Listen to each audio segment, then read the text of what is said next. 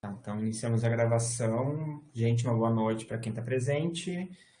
Boa tarde, bom dia para quem vai ver depois. A gente vai ver hoje, então, República Velha. Para quem não me conhece, acho que me apresento, sou o Bruno e o Prof. Nicolas também é novo no projeto. Se quiser dar um oi. Nicolas. Oi, gente, acho que a maioria do pessoal já me conhece aí de outras duas, três aulas. Sim. Esse pessoal novo também, acho que eles são umas duas aulas, que entrou agora na metade do ano. Enfim, gente, hoje a gente vai iniciar, então, República Velha, né? Primeiro a gente costuma dividir ela em dois períodos, assim, né? Primeiro a gente chama de República da Espada e depois República Oligárquica. Mas é um período, né, que vai desde poucos anos depois da proclamação da República, né? Até 1930, né? Quando Vargas assume através de um golpe. Então a gente fica em mais, quase, na verdade, quase 40 anos, ou chega a ficar 40, 41 anos como uma república, né, mas que tem suas diferentes tipos de governabilidade. E a gente vai começar vendo, né, a primeira delas, que é a República da Espada, como ela se deu, e depois a gente vai, então, entrar na República Oligárquica e ver como se deu a política, né, nesses anos pós-império. Contigo, Nicolas. Vai me falando quando é para passar aí de slide. Beleza, então, pessoal, né, Boa noite, Daniel. vamos retomar em o que a gente estava. Pode passar. Aí, então, não sei se vocês estavam, se todo mundo estava na sexta-feira, mas a gente viu Guerra do Paraguai, vimos um pouco do conflito, tá gravada a aula, tem material também lá, então fiquem bem tranquilos em relação. Qualquer coisa perguntem, né, aí no chat se ficar alguma dúvida. Mas, enfim, a gente teve a Guerra do Paraguai, ela veio, afetou bastante, né, economicamente o Brasil, também os países que estavam envolvidos, o Paraguai ficou destruído, um pouco a Argentina, o Uruguai, tudo bem desestabilizado, mas uma das coisas que a gente ressaltou semana passada, na sexta-feira, foi que com a Guerra do Paraguai a gente teve um fortalecimento do Exército, uma organização do Exército que a gente não tinha até o momento no Brasil. O exército era muito mais composto por algumas pessoas, e daí conforme, vendo essa necessidade, porque a Guerra do Paraguai ela foi um dos maiores conflitos aqui da América Latina, o maior conflito que o Brasil teve envolvido, né, no caso diretamente, como participante, nesse exército, então, a gente tem essa organização muito mais fortificada por alguns personagens que a gente citou semana passada, General Osório, Duque de Caxias, a gente tem essas várias personalidades nessa organização do exército, daí voltado para realmente a proteção do país e das fronteiras. A gente tem daí, só que durante esse conflito, obviamente, a gente tem o, a inter, mais contato com as pessoas de outros países, vendo nessa questão que nem a Juliana falou na semana passada, na sexta-feira, sobre a questão de outros países que estavam envolvidos, o Paraguai, a Argentina, o Uruguai já tinham, por exemplo, o fim da abolição da escravidão nos seus países, no caso, então a gente tem aqui no Brasil ainda, porque a gente tem com a formação do Exército, a gente tem os voluntários da pátria, né, que era chamado essas pessoas que eram chamadas, né, que eram sendo meio que voluntariadas de forma digamos, forçada para terem uma renda, para poderem sobreviver, e para dentro do exército, no caso. Então, a gente tem essa formação do exército, e daí esses voluntários da pátria geralmente eram compostos por pessoas,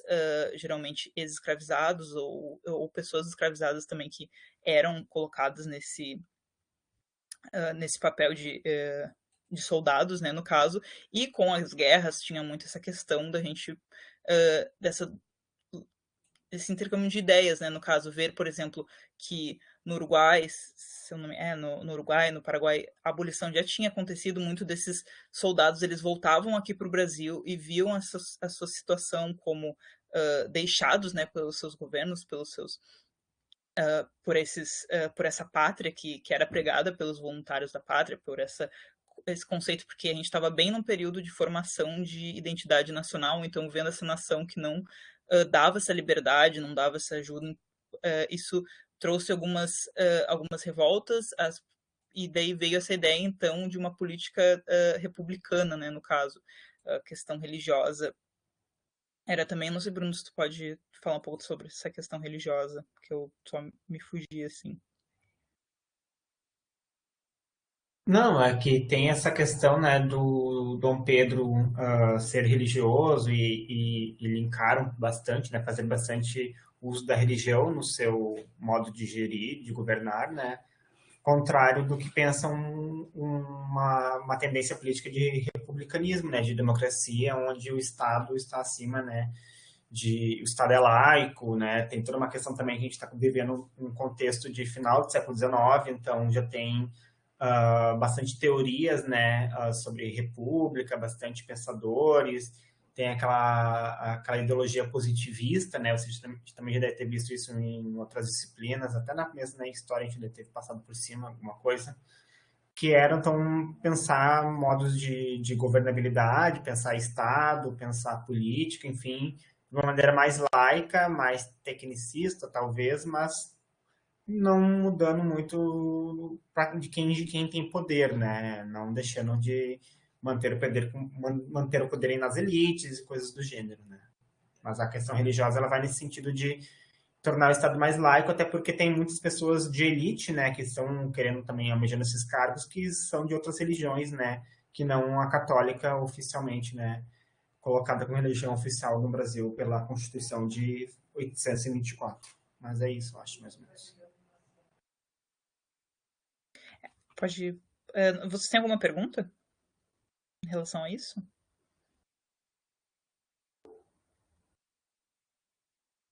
O Nicolas está junto. Não?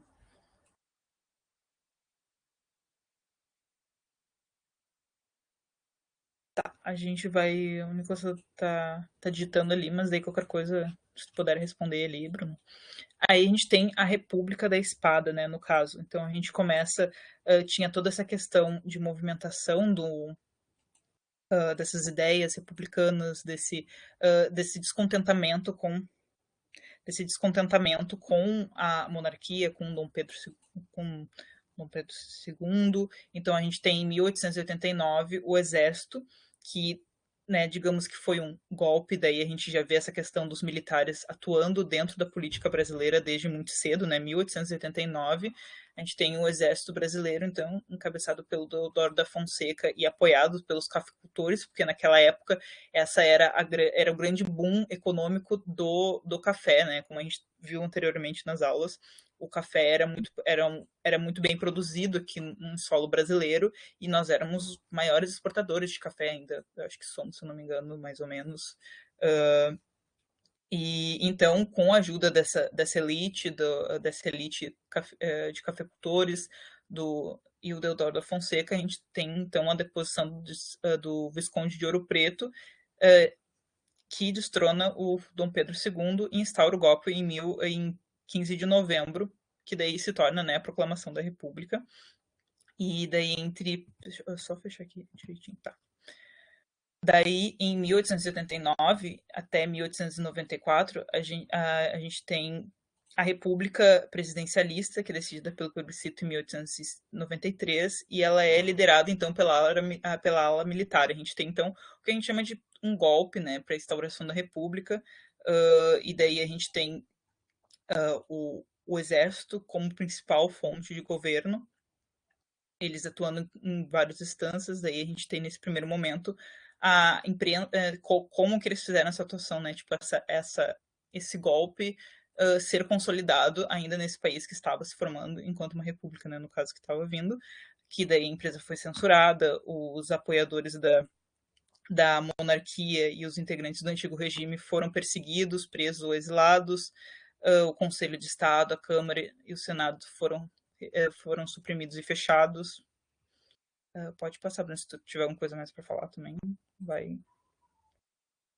Então a gente tem a instauração da República, a gente tem esse primeiro momento de 1889 a 1991, que é do governo provisório do Deodoro da Fonseca. A gente tem dois principais pessoas que são dessa República da Espada, que a gente tem, que é o Deodoro da Fonseca, que tem o encilhamento do Rui Barbosa e a crise econômica, que ela é iniciada pela monarquia. O encilhamento foi uma tentativa de estimular a industrialização através do consentimento de créditos monetários sem limite, causando uma inflação desenfreada. Esse foi isso é, no caso, o encilhamento. E a Constituição de 1891, que ela é inspirada daí na Constituição dos Estados Unidos, e também da Argentina e da Suíça, que é influenciado que é o que estava formando as ideias dentro daquela noção de Brasil, né? No caso, que era o positivismo, que a gente pode ver muito pelo lema, assim, do Brasil, né? Como é que é? Me fugiu agora. Ordem e progresso. Ordem e progresso, o federalismo, o presidencialismo e a consolidação dos três poderes, que é o executivo, o legislativo e o judiciário, e a separação entre, daí que é a principal, da igreja e o Estado, e o voto universal masculino, que a gente pode daí trazer a questão de que ele não era secreto, né, no caso era muito... A gente tem essa questão muito ainda do coronelismo, que vai ser falado um pouco mais à frente, mas a gente tem o voto universal, que ele é feito que ele não é universal, né? No caso, era feito a partir de homens que geralmente eram da elite, porque eles precisavam ser alfabetizados. E também a partir de uma certa idade, eu acho que não era a partir dos 18 anos também. E pode passar, Bruno. Aí, em 1891, a gente tem o Teodoro da Fonseca, ele é eleito indiretamente pela Assembleia Constituinte como presidente da Assembleia, né? Então a gente não tem esse modelo ainda a gente ainda tem essa Assembleia... Peraí. A gente tem não essa eleição direta, né? No caso de quem escolhe são ainda os constituintes ali meio da elite. A gente tem uma postura, então, o que a gente pode pensar desse primeiro momento? Que é uma postura autoritária no meio de uma crise econômica, que daí tem a ver com encilhamento e os movimentos de revolta armadas que vão acontecendo, e choques internos, que é renúncia, e daí ele renuncia, o Teodoro da Fonseca, e assume o Floriano Peixoto. Aí a gente tem um segundo momento, que é do governo do Floriano Peixoto, que tem o manifesto dos 13 generais. Eu não lembro muito bem disso, Bruno. Tá. Em 1892, a gente tem uma forte repressão aos opositores e às rebeliões federalistas que estavam acontecendo, que daí depois a gente vai ver um pouquinho mais sobre essas rebeliões, que elas são bem importantes assim, para a gente pensar o que estava acontecendo, porque esse movimento de republicano, né, ele não estava sendo feito da mesma forma por todo o Brasil, no caso. Ele veio dessa ala militar, principalmente dessa parte ali da elite e dos militares que estavam no governo naquele momento, que estavam mais presentes, mais insatisfeitos com o governo, principalmente ali pela parte de São Paulo e tudo. Mas a gente tem também a gente tem então outros cenários acontecendo em outros lugares, que vai trazer daí essas revoltas que não estão contentes com a República, né? No caso com a instauração da República. Aí a gente tem a mudança da capital de Santa Catarina, da ilha do Desterro, para Florianópolis, que até hoje é, né, Florianópolis, e o enfraquecimento da ala militar no governo e novas eleições, que elege o cafeicultor paulista Prudente de Moraes em 1993, e é marcada e que marca o início da política do café com leite, que daí a gente vai passar. Aqui tem algumas revoltas que são importantes se vocês darem uma olhada, assim, que é a primeira revolta de 1891, que é a reação da Marinha e a tentativa de fechamento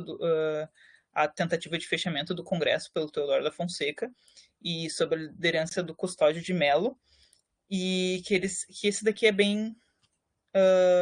esse aqui é bem possível talvez cair também, tipo, tô pensando de probabilidades de revoltas, assim, porque essa daqui a gente tem, então, essa ala da Marinha também, que estava já bem descontente com a forma que eles eram vistos pelo Exército, porque dentro das Forças Armadas a gente tinha, então, tinha a Marinha, aí tinha o Exército mais, que ficou mais forte depois da Guerra do Paraguai, e a Marinha começou a ver que eles tinham esse enorme destaque, né, o exército de soldados, né, digamos assim, e a Marinha foi deixada para trás, digamos, e esses marinheiros começaram a ver como o trabalho deles estavam bem mais precarizados do que, por exemplo, dessas Forças Armadas, do Exército, no caso, que estavam tomando poder. Então a gente tem essa primeira revolta, aí uma segunda revolta, que é o descontentamento da Marinha pela falta de prestígio, que nem a gente estava falando, e a reivindicação da deposição do Floriano Peixoto, o ataque à chegada às vias de fato, com bombardeio e conflitos, e trouxe o apoio dos Estados Unidos.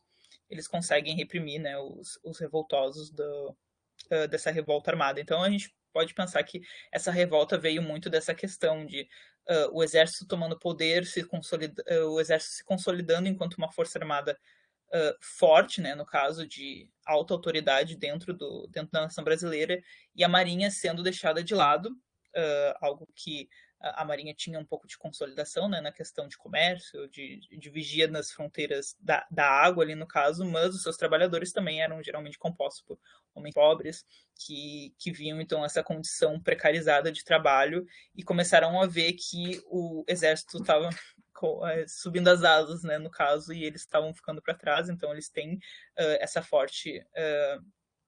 questão da falta do prestígio e o descontentamento daí com essa chegada da República por meio da ala militar. Pode fechar, né? Pode ir. Aí aqui a gente tem a revolta federalista, que é também chamada de revolta da degola, que ela é de 1893 a 95, que é uma guerra civil gaúcha, que ela foi disputada entre os federalistas, que eram agora me fugiu, mas se eu não me engano, tá aqui. Que eram, então, um pouco a ver, que nem eu falei antes, sobre a questão de que essa noção de republicanismo, de nova forma de governo, tinha essa questão bastante de ser chegado, não ser aceito por muitas regiões, por muitas elites de outros locais. Aqui foi mais ou menos isso. Daí a gente tem os federalistas, que eram conhecidos como maragatos, que eram seguidores do Gaspar da Silva Martins. Ele era então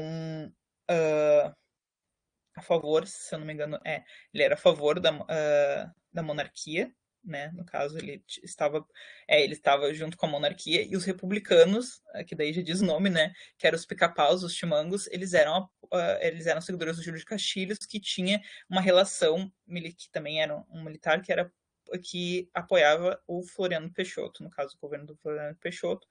E a revolta chegou a avançar até Santa Catarina, daí teve essa questão também de ter sido uma guerra civil que afetou bastante aqui a região sul, né, no caso. E aí, em 1895, o então presidente Prudêncio de Moraes conseguiu pôr um fim no conflito. Pode passar, Bruno? Não sei se a gente... E aí a gente tem um exercício aqui pra gente poder pensar. Eu não sei se vocês querem fazer talvez o exercício, ou se por a gente ter pouco tempo, talvez tu toca, Bruno. E daí depois... Vamos tocar? Eu tô por vocês, gente. Acho que é melhor fazer depois e a gente... eu acho que é melhor, tipo, verem depois e daí fazer, porque senão a gente vai ficar aqui discutindo um por um. E tem muitos aí. Gente, então, com a deposição do Floriano Peixoto, né, vai iniciar-se, então, como a gente vê ali com o Prudente, um novo ciclo, assim, de pessoas no governo da República, né, que vai ser basicamente uma alternância de poder entre dois estados do Brasil nesse momento, e estados que eram bastante... historicamente tinham seus motivos para terem, né, para justificarem essa alternância de poder. Eles vão justificar com questões de serem os estados que mais ganhavam, enfim, importavam, né, e geravam mais lucro para a República, tinham um número populacional maior também que outros estados, então eles usavam de vários artifícios, várias justificativas para se manter no poder e vão conseguir, né, se manter no poder por um longo tempo, né, de 94, né, 894 até 1930, quando vai chegar um momento que o jogo político já não vai mais permitir, não vai mais concordar que essa alternância de poder se perpetue. São capítulos anteriores, né, de tudo que Nicolas estava falando agora. Temos a proclamação da República, né, temos características da República da Espada, como a Constituição de 821, né, e as revoluções, como a Revolução Federalista. Mas entrando agora numa questão mais conceitual, né, de oligarquia, por que a gente costuma chamar de república oligárquica esse período? Justamente por ser um conceito que vai mostrar o porquê que essa alternância de poder estava acontecendo. Aqui eu trouxe, então, um print do próprio Wikipedia e eu quis trazer propositalmente porque acredito que alguns de vocês devem já ter ouvido falar e tal, o quanto o Wikipedia, ele é não é confiável, não é usado como fonte, não pode ser usado como justificativo e tudo mais. Mas eu venho aqui tentar então, mostrar para vocês que isso é algo do passado. Nos últimos tempos, né, e cada vez tem se melhorado isso, o Wikipedia tem se tornado uma fonte bastante confiável, porque ao mesmo tempo que qualquer pessoa pode, de fato, inserir, mudar o texto que está escrito nessa imagem que vocês estão vendo agora, sobre a palavra oligarquia, quando essa pessoa for alterar alguma coisa, uma palavra que seja em algum parágrafo, no primeiro parágrafo ali mesmo, outras pessoas vão avaliar, outras pessoas que participam da comunidade, e são muitas pessoas que participam. Então, e é muito difícil, então, se tu alterar, tu tem que justificar o porquê tu tá alterando, tem que colocar fonte, as pessoas vão avaliar, e eu faço até um convite para vocês, se vocês tiverem interesse de ver como é fácil alterar alguma coisa, vão lá e alteram alguma coisa e vão ver se essa coisa vai se manter alterada por algum espaço de tempo. Mas, enfim, dito isso e dizendo que comecem a olhar o Wikipedia com melhores olhos e principalmente, né, ver se tem esses monte de hiperlinks que a gente está vendo. Quanto mais hiperlinks tiver um verbete, mais confiável ele pode ser, né, porque ele mostra o quanto de fonte, o quanto de pensamento foi envolvido na escrita daquele verbete. Mas aqui, trazendo então a questão da oligarquia, esse verbete do Wikipedia vai dizer que a oligarquia é literalmente, né, um governo de poucos, que quer dizer que é uma forma de governo onde o poder político é concentrado numa mão, em números de mãos muito pequenos, né, ou mesmo de alguma família, ou algum partido político, ou mesmo de uma corporação. Então, por máximo que ele é um termo que surge, né, já no momento moderno de democracia já existindo e tudo mais, ainda assim, né, esse conceito de oligarquia ele lembra muito o antigo regime, lembra essas formas de governo mais atrasadas, né, onde quem se mantinha no poder não era um todo, né, e sim sempre uns mesmos. Mas oligarquia, então, significa governo de poucos, e isso vai, então, se resumir ao que a gente chama desse período do Brasil, né, da República Brasileira, que eram poucos que governavam, eram poucos que chegavam, né, até lá na cadeira da presidência e eram poucos que iam ter, então, direitos garantidos, que iam ter assistência, que iam ter suas vozes ouvidas, né. A política do café com leite ela começa, né, como uma consequência desse domínio da oligarquia cafeeira. Então a gente vê daqui a pouquinho, na verdade, alguns slides, o quanto o café se tornou, né, um sinônimo de política, mas também de riqueza, né? Ele era, como a Dana falou desculpa, Nicolas falou desculpa, por favor. Como o Nicolas falou anteriormente, o café era o produto mais importado do Brasil, então era o ponto principal de exportação, e isso, né, todas as pessoas envolvidas nesse mercado eram ricas, eram elites, e eram muitas famílias que já estavam, né, anteriormente envolvidas com outros negócios no Brasil, mas durante esse período, né, de final do século XIX e início do século XX, o café era o principal produto. E com a hegemonia, né, dessa elite que produzia café, os dois estados que tinham maior população de número de populacional, que logo em seguida então tinha o maior número de deputados no Congresso, vão conseguir que esses dois estados vão conseguir então fazer esse acordo de que os presidentes que seriam eleitos seriam a partir deles, né? Viriam a partir deles. Esses dois estados vão ser Minas Gerais e São Paulo, né? São Paulo então começa com a indicação do Dante de Moraes, né? São Paulo era o maior produtor de café do país e Minas Gerais era o maior produtor de leite. Então é daí que surge esse nome, né? Política do café com leite, que é política de São Paulo e Minas Gerais. E eles se revezaram então, na presidência da República, né, a partir de dois partidos, o Partido Republicano Paulista, o PRP, e o Partido Republicano Mineiro, o PRM. Não precisem decorar essas siglas, esses nomes de partidos e tudo mais, gente, isso tudo, quando for necessário, vai aparecer na descrição do exercício. Ainda com o poder oligárquico, né, com características da política com café com leite, a gente tem, então, em São Paulo, né, um poder econômico mais industrializado, né, com a indústria se nascendo e tudo mais, e principalmente com a indústria do café, né, a produção de café no interior do estado, ali naquela terra onde eles chamam de Terra Vermelha e tal, um pouco divisa com o estado do Paraná. E em Minas Gerais, né, a gente tem um poder político também mais formado, principalmente por questões mais pensantes, né, a gente lembra que essa origem de políticos mais progressistas, mais iluministas, né, nessa região de Minas Gerais, ela vem como um efeito, né, da Corrida do Ouro, quando as famílias que enriqueceram em Minas Gerais por conta da Corrida do Ouro mandavam seus filhos estudarem na Europa, né, principalmente em Portugal, e voltavam, então, cheio de ideias iluministas, ideias progressistas, né, ideias muitas vezes contra o Império, ideias republicanas. E Minas Gerais, então, também tinha, né, como uma característica de ter o maior número de votantes, além de também ser o produtor de leite. E isso, então, vai resumir, né, essa frase, pretende alternância de poder, é o que vai resumir esse período da República, né, onde Minas Gerais vai ter um presidente eleito, em seguida, quando esse sai, entra um de São Paulo, e assim sucessivamente.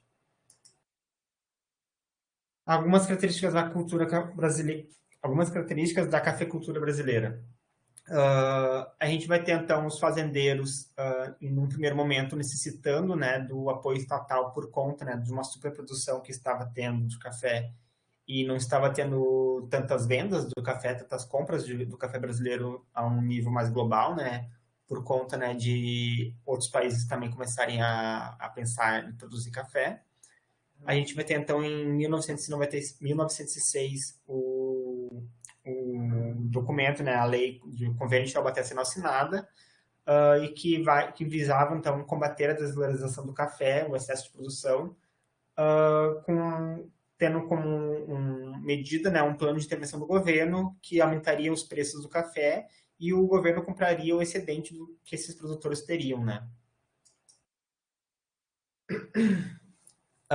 Outras características da cafeicultura brasileira, a gente tem, então, os governadores de Minas Gerais, Rio de Janeiro e São Paulo, né, influenciando muito nessa compra de toda a produção que sobrava, né, das vendas, então estocando muito café, inclusive, e esses estoques, uma hora, né, vão gerar uma crise.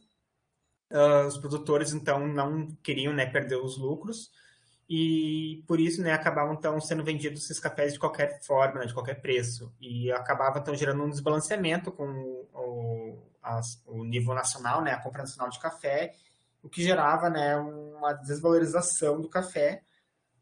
Porém, comprando, né, com essa compra de café, com essa formação desse estoque de café, o café voltaria a valorizar, tendo o café com preço mais alto no mercado, mas a economia seria prejudicada porque sairia dinheiro público, né, tecnicamente dinheiro público, que iria comprar o café. Então, com uma mão se pegaria o café excedente, né, então o café voltaria a crescer de valor e dar lucro para os seus produtores.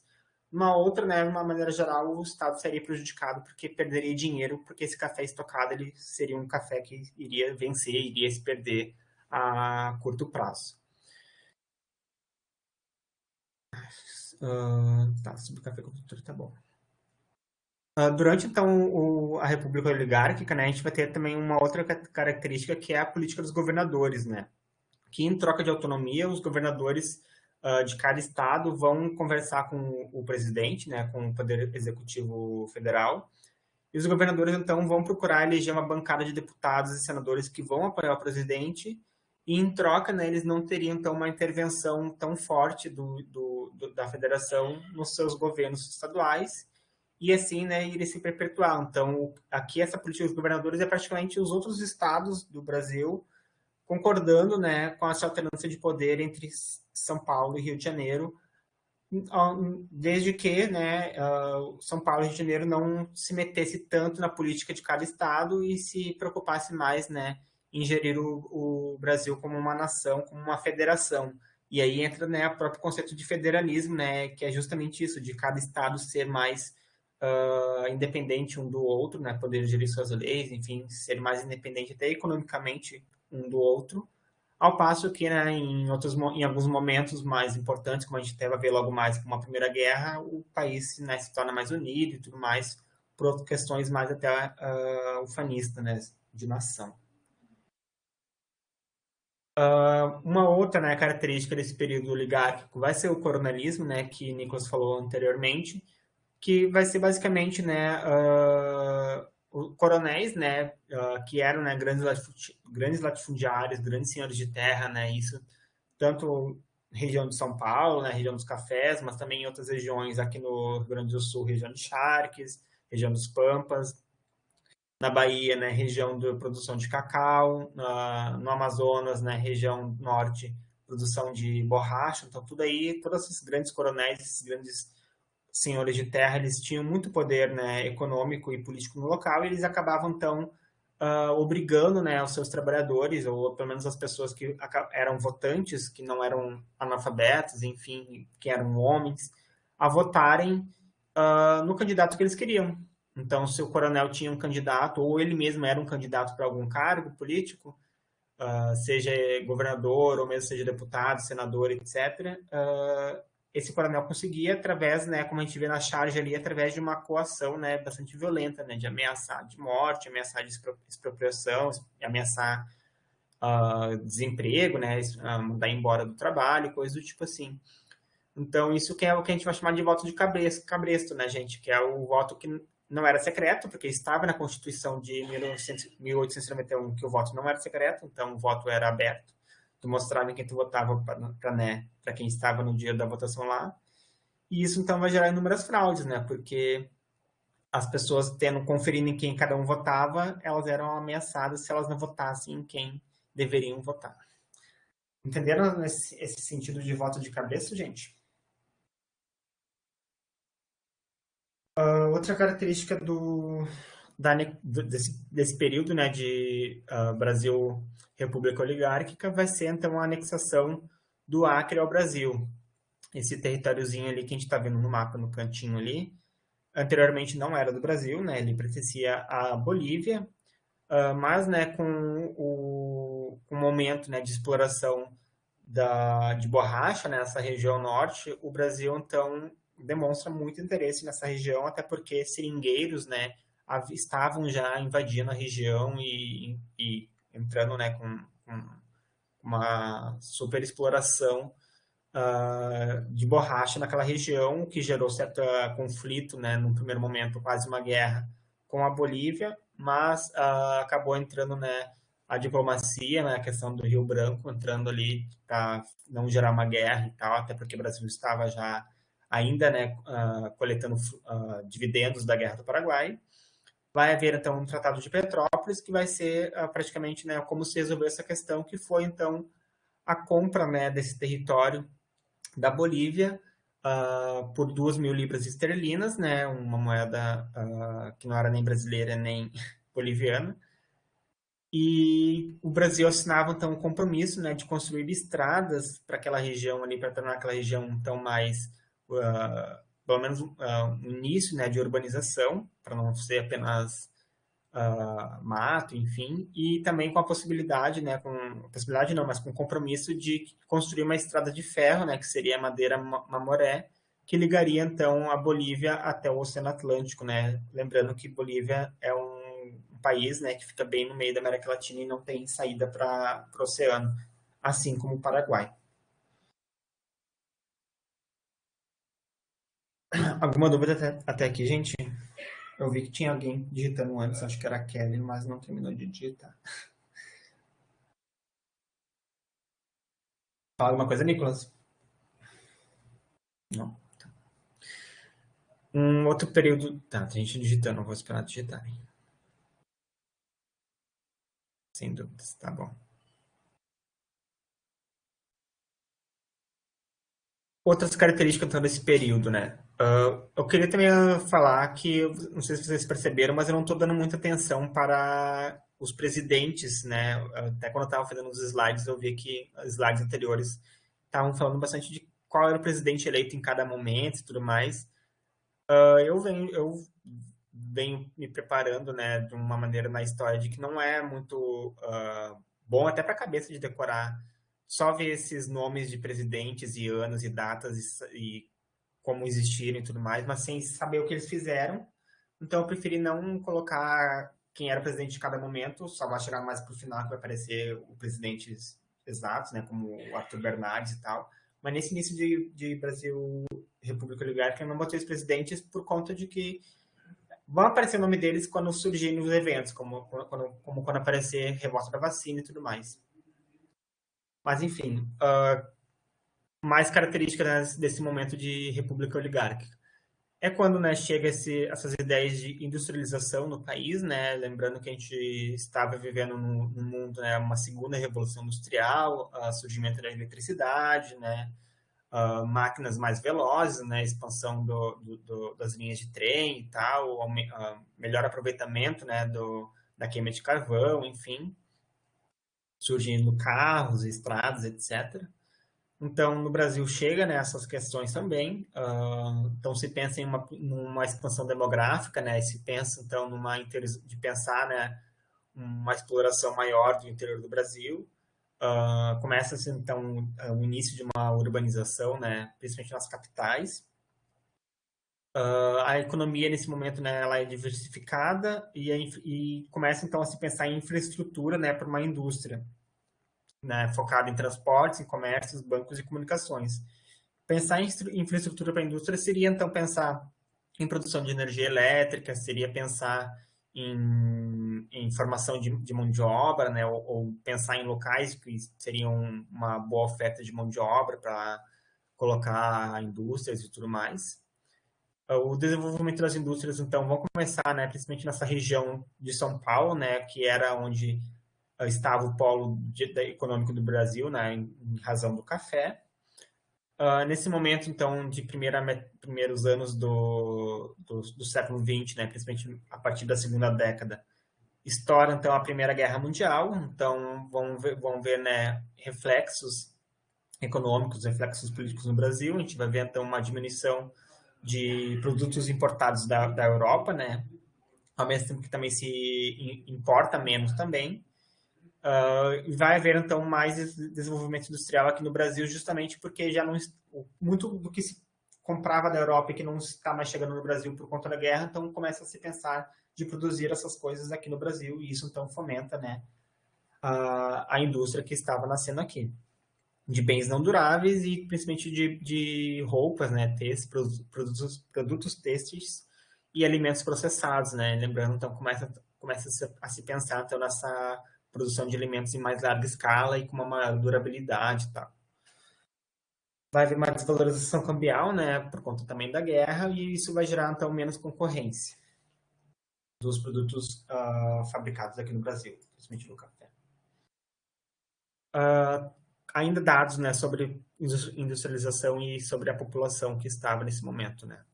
A urbanização começa a ser feita sem planejamento, né, principalmente na capital do Rio de Janeiro.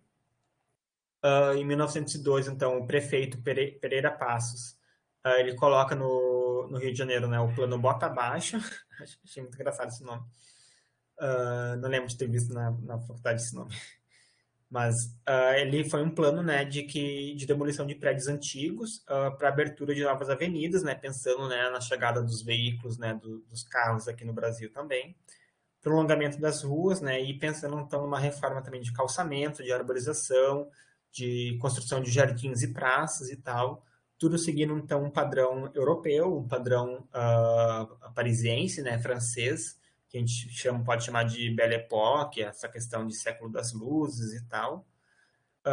E vai haver também, né, para transformar essa cidade, né, essa capital do Brasil, mais próxima a uma Europa e tal, vai haver então um processo de higienização, né, uma expulsão da população pobre do centro da cidade, né, do centro urbano para as periferias, né. Então a gente vai começar a ver um aumento populacional nos arredores dos grandes centros urbanos, com a construção principalmente, né, de favelas lá no Rio de Janeiro.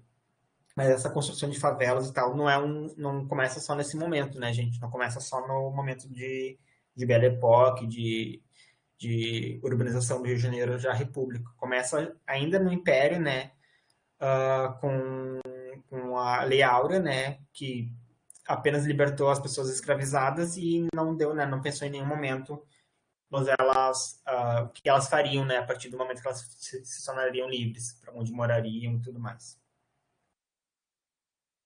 Aqui temos uma imagem, uma fotografia, né? Nessa época a fotografia já estava inventada, de uma favela, né, no interior do Rio de Janeiro. Uma outra característica, então, desse Brasil República oligárquica vai ser, então, o tenentismo, né? Para além das ideias da classe média, ele pensava, vai pensar também, né, em mudanças no exército, então ensinando agora as pessoas do exército de uma maneira mais tecnicista, né, pensando então como um efeito da Primeira Guerra Mundial, então pensando que as pessoas que estavam no exército deveriam então se prontificar, deveriam aprender técnicas de combate, porque o mundo, né, agora está então mais tenso e tal. Começa então a se punir, né, o abandono do exército, começa então também as restrições políticas, né, para as carreiras militares, e começava também um movimento de rejeição aos oficiais da velha guarda, né, então tornando como as classes novas do exército queriam mais poder, iniciando então um processo revolucionário, né, para se livrar da velha guarda. Mas tudo sem projeto, então acabavam então rejeitando o republicanismo ao mesmo tempo que estavam dentro do republicanismo. Na política, então, agora assuntos mais da política nesse período. Morrendo, então, Rodrigo Alves, né, que foi um presidente, vai entrar o presidente Delfim Moreira, sem consenso entre São Paulo e Minas Gerais, né, vai acabar, então, acontecendo, depois de alguns anos de alternância no poder de Minas Gerais e São Paulo, um presidente que não é desses estados, né, que é o Epitácio Pessoa, da Paraíba. Vai acabar havendo discordância se Epitácio Pessoa de fato seria presidente ou não, e vão haver novas eleições em 1922, com a vitória de Arthur Bernardes, né, e que foi indicado por Minas Gerais e São Paulo. Rio Grande do Sul, Bahia, Pernambuco e Rio de Janeiro, né, não vão concordar com a eleição de Arthur Bernardes, vão reagir, então, né, com a chamada reação republicana, indicando, então, o candidato Nilo Peçanha. Nesse contexto, então, acaba acontecendo uma questão de moralização da política, né, uma ideia eleitoreira, onde as oligarquias locais se beneficiavam também do colonialismo. Arthur Bernardes, então, acaba sendo eleito, né, em 1922. Como efeitos, né, vão acontecer sublevação de oficiais do exército no Forte de Copacabana, né, o que vai acabar resultando na revolta do Forte de Copacabana. Em 1923, vai haver, então, eleições no Rio Grande do Sul, onde Borges de Medeiros vai acabar sendo eleito. Vai haver discordância, né, da eleição de Borges de Medeiros, e os maragatos, né, que discordavam, então, vão acabar se revoltando, e liderados por Assis Brasil, que até é nome de rua aqui em Porto Alegre, vão se insurgir. Vai haver, então, o Pacto das Pedras Altas, né, que vai, então, proibir a reeleição de presidentes na República e vai tendia, né, a abrir caminho para novos políticos. Então, pensando, né, que esse Pacto de Pedras Altas poria um fim na política do café com leite no momento mais para frente. Em 1924, né, vai haver, então, a Revolução Paulista, que pensava-se, então, como um movimento primeiramente nacional, mas que não vai acabar gerando muito... não vai acabar captando muitos apoiadores, né? Sendo que São Paulo, ficando apenas entre São Paulo, Rio Grande do Sul e Amazonas. Em São Paulo, então, vai haver sublevações no Exército, né? Então, vai haver montins de oficiais do Exército que vão atacar o Palácio dos Campos de Exílios, um importante prédio lá em São Paulo. Vão haver combates e o governador vai acabar fugindo, né, desses conflitos. Não vai conseguir muita participação popular nesses conflitos da Revolução de 24, porque, né, não tinha muitas ideias fortes para captar pessoas populares, apenas almejava garantir a manutenção das elites, né, sem propor nada novo. E os rebeldes, né, que então eram de tendência mais popular, vão acabar abandonando as cidades e vão para o interior do estado de São Paulo, mais em divisa com o estado do Paraná, e a revolução vai acabar meio que se dissipando. Mas vai gerar uma outra questão, né, que no Rio Grande do Sul, Luiz Carlos Prestes, né, um político de tendência mais de esquerda, mais comunista, né, lembrando que a gente estava vivendo um momento pós-Revolução Russa. Luiz Carlos Prestes, então, vai liderar uma coluna, né, um movimento, uma fila de quase como uma marcha armada para encontrar os paulistas revoltosos, né, que estavam no interior do estado de São Paulo. Em 1925 vão acabar se encontrando então, em Foz do Iguaçu, né, que já no estado do Paraná. Essa coluna, né, armada vai acabar se dividindo em dois grupos, né, alguns vão para a Argentina buscando refúgio e alguns vão para o Paraguai. Outros vão seguir, né, na caminhada aqui no Brasil mesmo. Ao todo, essa coluna vai acabar percorrendo 25 mil quilômetros e participando, né, percorrendo 11 estradas no Brasil, né. Em 1927, então, esse refúgio acaba se dissipando, né, com os restantes indo parar na Bolívia. Acho que aqui tem um mapinha, né, ela começou aqui no Rio Grande do Sul, aqui embaixo, percorreu tudo, né, até Foz do Iguaçu, mais ou menos. E depois, né, teve os outros momentos que se dissiparam, mas essa coluna chegou até o Nordeste, né, captando gente. O Arthur Bernardes, né, presidente, vendo essa coluna, vendo essa marcha, né, que a princípio era contra, né, o governo federal, acaba tomando medidas autoritárias, né, ele decreta então estado de sítio, tem, né, as liberdades restringidas, né, principalmente liberdades de imprensa, e acaba então fazendo reformas constituintes, né, colocando na Constituição artigos que dão mais poder ao executivo, né, para tornar então acabar com a oposição.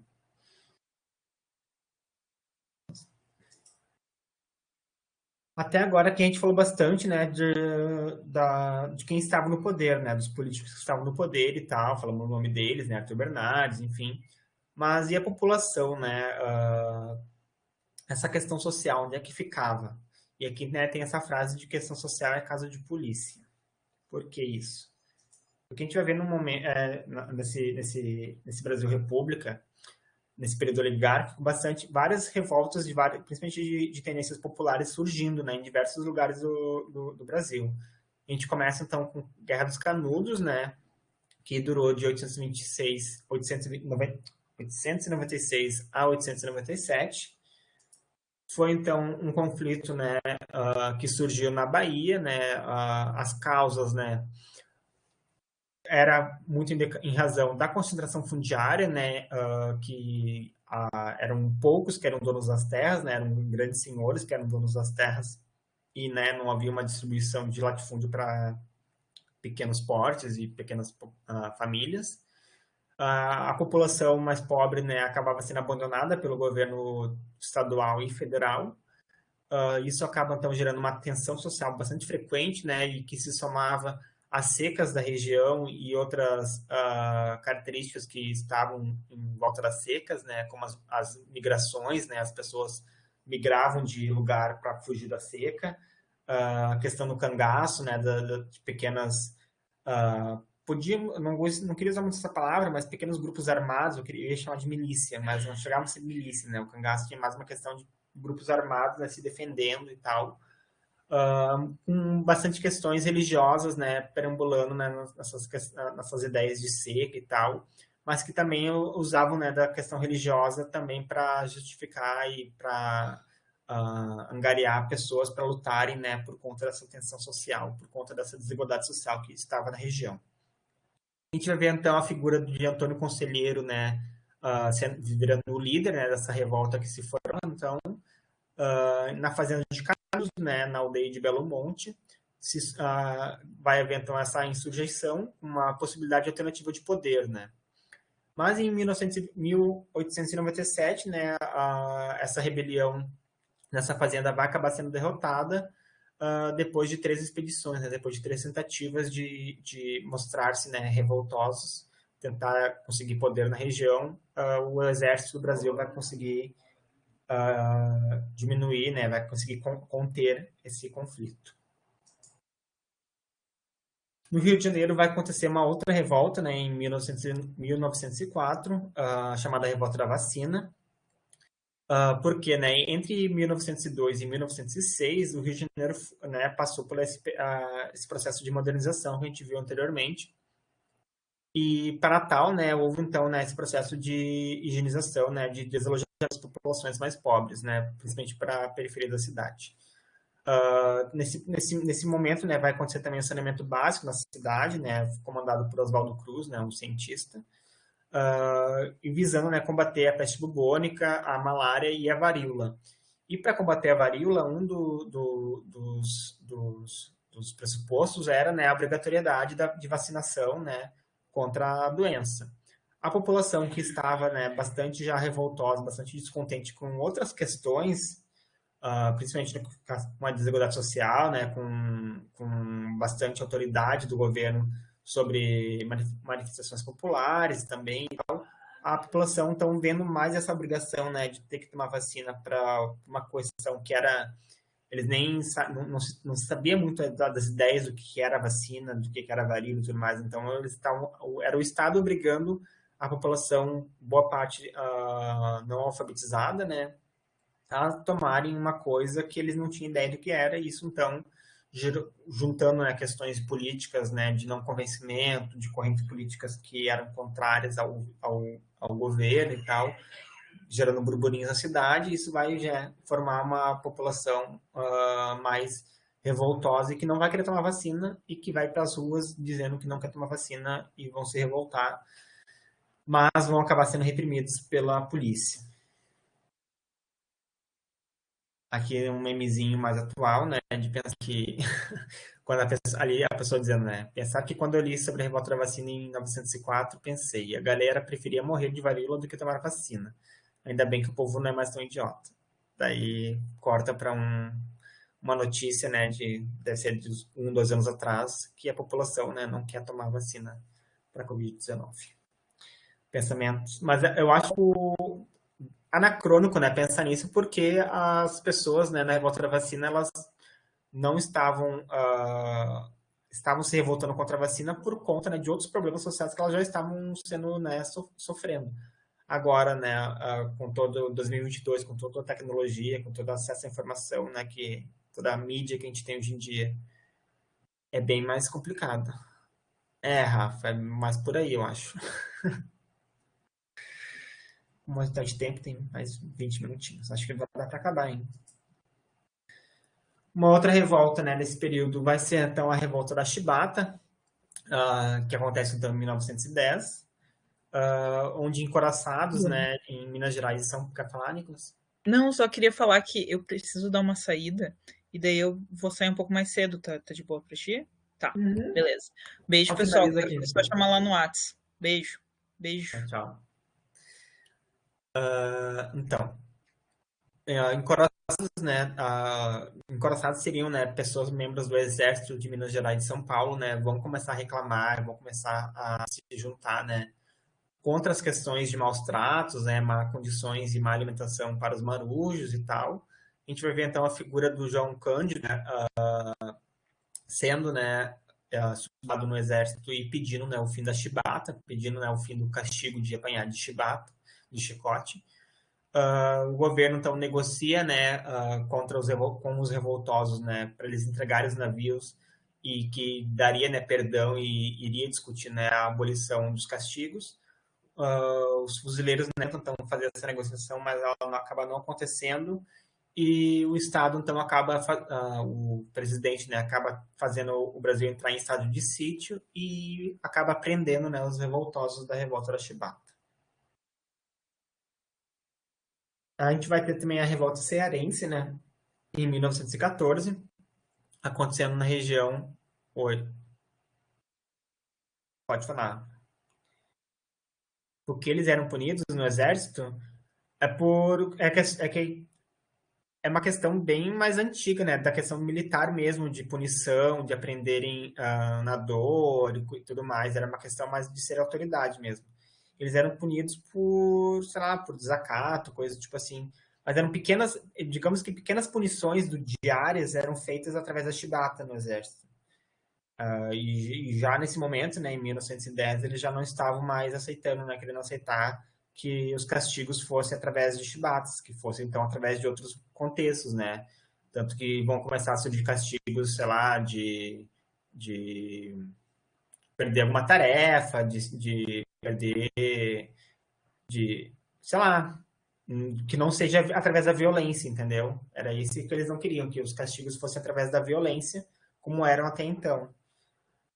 E acabam conseguindo, né? Depois isso acaba saindo, né? Esses castigos através da violência. Até nas escolas isso acaba saindo. Mas enfim. Na revolta cearense, né? Ela acaba acontecendo na região, né, da sedição de Juazeiro. Tinha como motivo, né, ser contra a interferência local, né? Principalmente do governo, né? Que era uma oposição, então aquela região ali não concordava com o governo. Vão haver, então, as figuras do Padre Cícero e do Romão Batista, né, liderando essa revolta. O governo vai acabar, então, cedendo, né, durante essa revolta para restabelecer que a família, né, a Scioli, retornasse ao poder ali daquela região da sedição de Juazeiro. Então, foi uma revolta que aconteceu, primeiro, porque o governo se interferiu, né, em quem seria o presidente daquela região, o governador daquela região, a população se rebela e acaba conseguindo, então, que aquele colocado pelo governo acabasse saindo. Revolta do contestado, né? Também acaba acontecendo nesse momento de Brasil República Oligárquica, em 1912 até 1916. Ela tem como característica, né, o isolamento e abandono da população situada entre os estados do Paraná e Santa Catarina, que era um território então contestado, né, que eles chamavam. E porque havia muitas disputas entre poceiros e pequenos proprietários de terra naquela região, desculpa. Vão então as comunidades locais ali vão se organizar, né, para se rebelar com líderes de tendência mais messiânica, né? A gente vê ali a figura de José Maria surgindo. E as tropas vão acabar sendo reprimidas, né, para não se revoltarem. Mas em contrapartida vai acabar sendo vistos novos acordos, né, de limites territoriais entre Santa Catarina e Rio Grande do Sul.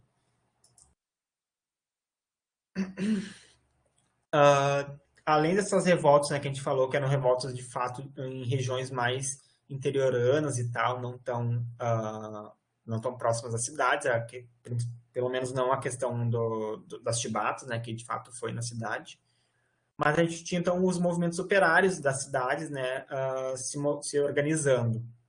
A gente vai encontrar, né, como característica desses movimentos operários, né, a boa parte das pessoas que participavam, né, eram ex-escravizados, alforriados, né, e também pessoas imigrantes, né, lembrando que o Brasil estava num momento de bastante incentivo à imigração, principalmente de origem europeia, né, com toda aquela questão de pensando que se limparia o sangue, se tornaria a população mais branca, né, do país, trazendo imigrantes da Europa, então começa a se trazer italianos, alemães, poloneses, enfim.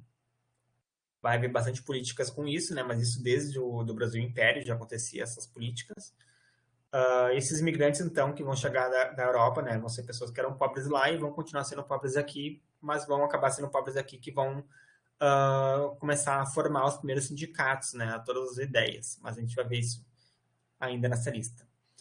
Com a criação das associações e sindicatos, né, esses imigrantes que vinham então da Europa, da Itália, da Alemanha e tal, eles vinham com essas ideias que estavam a pleno vapor lá na Europa, que eram essas ideias mais anarquistas, mais comunistas, né?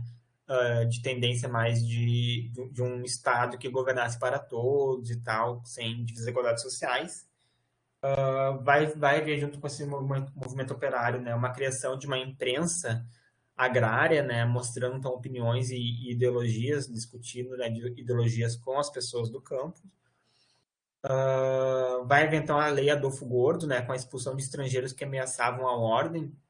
Justamente, né, o Estado começa a perceber então que imigrantes começam a trazer essas ideias de sindicato, de associação e tal, então não, o Estado não vai gostar desses imigrantes e vai acabar então caçando eles, né, e devolvendo eles para o país de origem.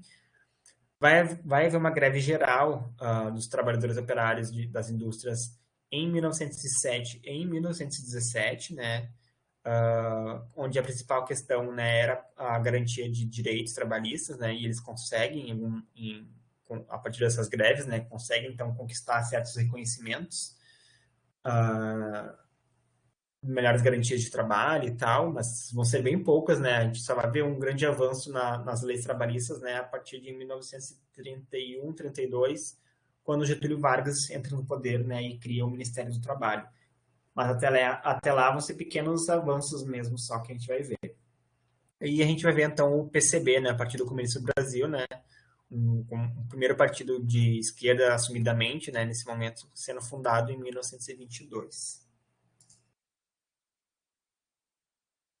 Aqui a gente tem uma fotinho de uma população numa festa. Ficou pequeno aqui, mas aqui é um mapinha do Brasil com as principais, onde foram as principais revoltas, né, que a gente falou até agora. Então tem a questão do revolta cearense no Nordeste, as greves operárias ali na região de São Paulo, guerra do contestado ali na região de Santa Catarina, Paraná e Rio Grande do Sul. Outras características do elemento, né, de Brasil oligárquico, né? A gente tem então uma questão mais cultural nascendo. O futebol, né, chega no Brasil primeiro como uma cultura, como um esporte de classe média, né? Ele é trazido da Europa pela classe média. Num primeiro momento, né, as pessoas negras não eram aceitas nos clubes formados, né, em clubes formados, desculpa, em times de futebol formados em clubes já existentes, né? Então, clubes de socialização que já existiam acabam criando times de futebol e pessoas negras não eram aceitas nesses clubes, né? Que também anteriormente eram frequentados por pessoas brancas da elite. Mas as pessoas negras, né? Então acabam se organizando e acabam jogando, né, na várzea, acabam jogando de uma maneira mais ofuscada nesse primeiro momento, mas em seguida, né? Um pouco mais para frente, depois vão começar a duras penas conquistar mais espaços.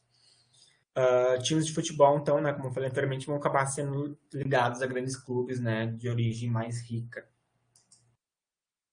Uma outra questão cultural desse período, né, é o samba, que se origina, né, é uma cultura, né, que é trazida através dos africanos escravizados, né, então ela é uma cultura que não é surgida aqui no Brasil, mas ela acaba se tornando brasileira, né, principalmente pelas pessoas que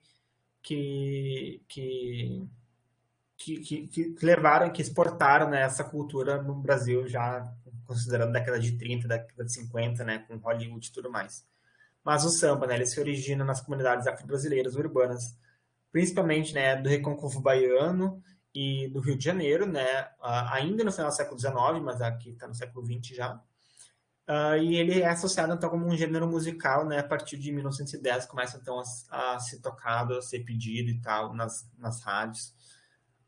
E aqui a gente tem, né, a música pelo telefone sendo uma das grandes iniciadoras, né, desse movimento. E também tem uma outra característica desse momento, né, de Brasil oligárquico, desculpa, de República Oligárquica, que é a Semana de Arte Moderna, né, que esse ano está fazendo 100 anos.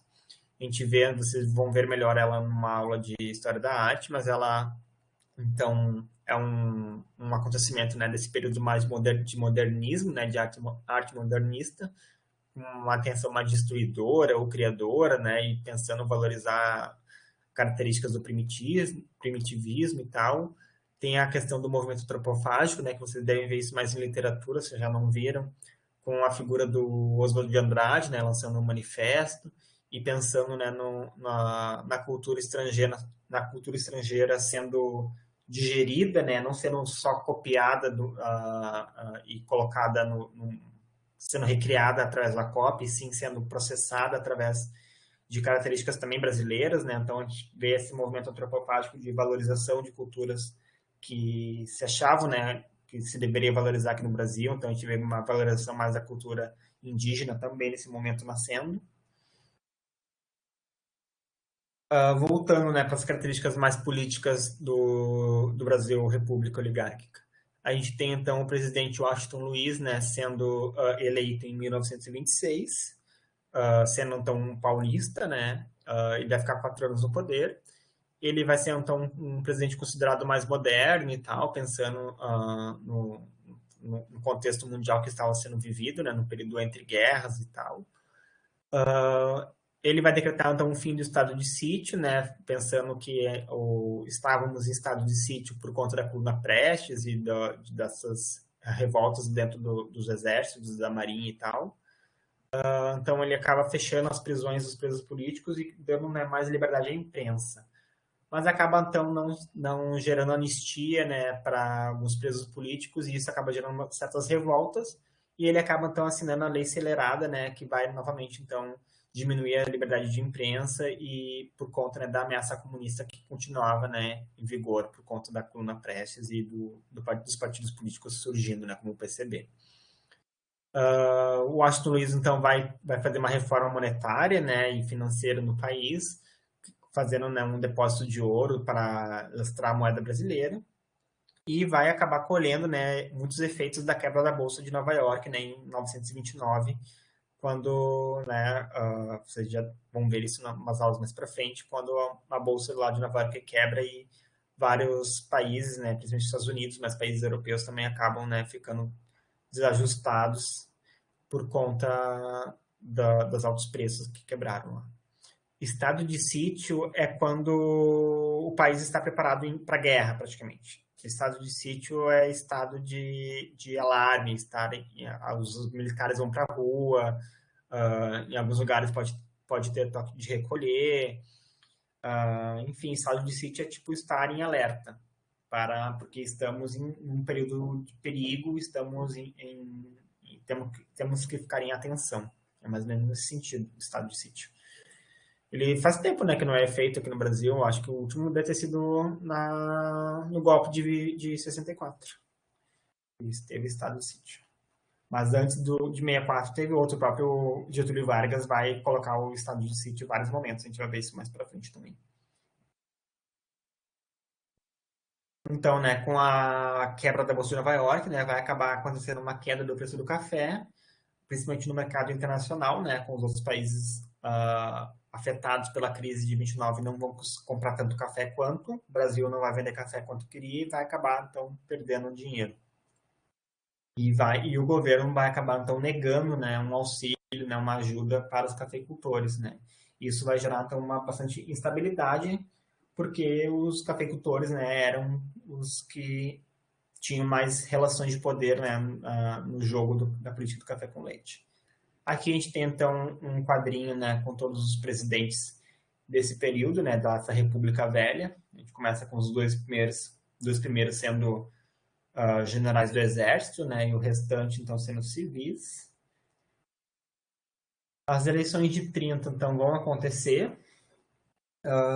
Né, vai haver, então, indicação de Júlio Prestes, né, defendendo, né, a ala de São Paulo, né, e indo um pouco contra a lógica de sucessão que seria, então, de Minas Gerais, porque, né, o presidente anterior, o Washington Luiz, ele era, né, de São Paulo, então o Júlio Prestes tecnicamente não poderia concorrer, não poderia ser eleito, né, porque o anterior tinha sido já de São Paulo, mas ele mesmo assim acaba sendo indicado para concorrer. Os mineiros então vão acabar, né, entrando nessa disputa, né, vão lançar a Aliança Liberal e vão indicar então o Getúlio Vargas, que tinha sido ministro da Fazenda, né, do Washington Luiz, para concorrer à presidência, né, enquanto João Pessoa, né, seria o seu vice e representando o estado da Paraíba, né, iria concorrer como vice-presidente junto com Getúlio Vargas. Essa aliança liberal, né, ela tinha bastante apoio da burguesia, né, tinha apoio dos tenentes e apoio de uma parte, né, do proletariado das camadas médias, e também tinha apoio, né, do Partido Democrático. Porém, quem acaba vencendo as eleições, né, que mesmo, né, com toda essa questão de voto de cabresto e tal, vai ser Júlio Prestes, que vai acabar vencendo, né? Os velhos líderes da Aliança Liberal vão acabar aceitando essa derrota, mas os jovens líderes, né, não vão aceitar. O vice-presidente da chapa que perdeu, né, João Pessoa, vai acabar sendo assassinado em 1930 por conta, né, de disputas locais. Daí, então, o exército, né, vai acabar, então, pensando nessa frase ali, façamos a revolução antes que o povo faça, e as elites, né, junto com o exército, vão assumir, então, as lideranças do governo, né. A aliança se rearticula, vão haver, então, combates, né, em Minas Gerais e no Rio Grande do Sul, né, de rebelião, né, então, membros do exército vão entrar em combate nesses dois estados. O alto comando das Forças Armadas no Rio de Janeiro, então, vai em direção ao Palácio, vai depor o presidente Washington Luiz e vai impedir, né, que o novo presidente que tinha sido eleito, Júlio Prestes, tenha, né, apostamento da cadeira. E o exército, então, através de um golpe, mais um, e não é o último, né, a gente está recém em 1930, o exército, então, coloca Getúlio Vargas, é colocado, então, como um presidente provisório até as coisas se ajeitarem. Só que esse presidente provisório, né, o Getúlio Vargas, não vai ser provisório. E a gente vai ver isso em aulas seguintes. Gente, alguma dúvida? Nossa, acabamos muito em cima. 3 minutinhos faltam na aula. Achei que nem ia dar tempo. É um conteúdo complicadinho, mas é um conteúdo que quando cai em prova, ele cai sempre pensando mais no contexto e não pensando em cobrar nomes de vocês. Então não se preocupe com esse monte de nome, com esse monte de datas. Ele sempre vai pensar mais nesse sentido de política do café com leite, alternância do poder entre São Paulo e Minas Gerais, oligarquia, né? Pensando sempre que eram grandes eram pessoas que estavam ligadas, né, ao dinheiro, né, às elites que ficavam no poder. Então a gente não vai ver em nenhum momento, né, nenhum candidatos sendo de camadas populares para presidentes da República, né, sempre vão ser pessoas vindas de grandes famílias e tal. Então por isso que esse nome de oligarquia, né, além de serem poucos que governavam, eram poucos que vinham já, né, de classes de famílias mais abastadas. E isso é quebrado, né, quando há esse golpe ali em 1930 e Getúlio é colocado no poder. É isso, gente. Alguma questão?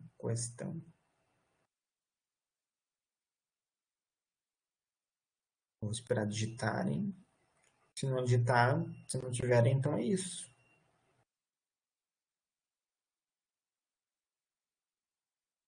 Perfeito, então, gente. É isso, então. Acho que acabamos a aula agora. Vocês têm 2 minutinhos aí, dá pra ir no banheiro antes da próxima aula. Uma boa noite, gente. Obrigado pela paciência de ficarem até o final. Bons estudos e bom início de semana para vocês. Tchau.